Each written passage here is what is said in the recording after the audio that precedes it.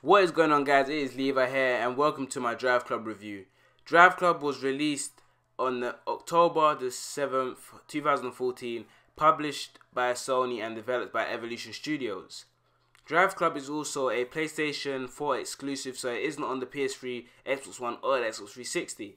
Let's start off with the pros and cons of DriveClub. One pro about DriveClub is the lovely and rich interface. The reason for this is the lovely monochrome colours, for example the reds, the blacks, the greys. Another thing is the shapes used of the options, for example the squares and the rectangles. The interface consists of loads of options, for example drive, create club, browse club, my profile, challenges, garage and settings. This interface also carries on to when you select the drive menu, and here it shows the tour, single event and the multiplayers with the lovely rich colours, the reds, the blacks and the greys. Another pro of DriveClub is the realism in racing. Racing feels really real in DriveClub, as you can feel when the car turns, takes off, brakes, drifts and even crashes. For more realism in DriveClub, I suggest you take a seat in the cockpit, as you can see the speedometer and your steering wheel. If not, and you prefer to see the whole car, you can change it back to third person where you can see the rear view of your car.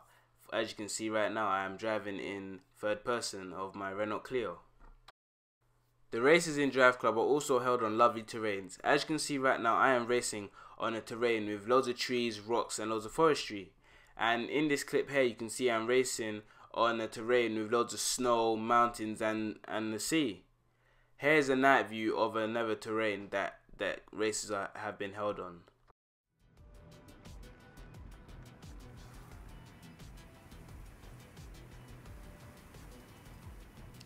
DriveClub also has a variety of cars, from coupes, sports and supers and exotics.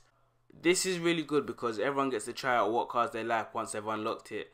For example, as you can see, I was using a Clio and now I'm using a Volkswagen, and soon you'll be seeing me use another supercar. Let's move on to the cons about DriveClub. One con about DriveClub is that whilst you are playing offline with the computer, they might crash into you and you get punished for it. You get punished for a vehicle impact and track impact, which also can result in a penalty of several seconds of being slowed down. And this is one thing that many people have complained about, and I have also witnessed it myself. And it actually always happens to me, and it's really frustrating because you get punished for something which the game did. So that really needs to be fixed, because that is actually devaluing the game. Another con about DriveClub is the interface. This has a really dull and boring music, which actually doesn't attract people to play the game. When I first heard it, I didn't really know why it was there, because it's just boring. It's not fast paced, not energetic. It doesn't really actually engage you into the game, and they only have one backing song for the interface. Here is the background music of the DriveClub interface.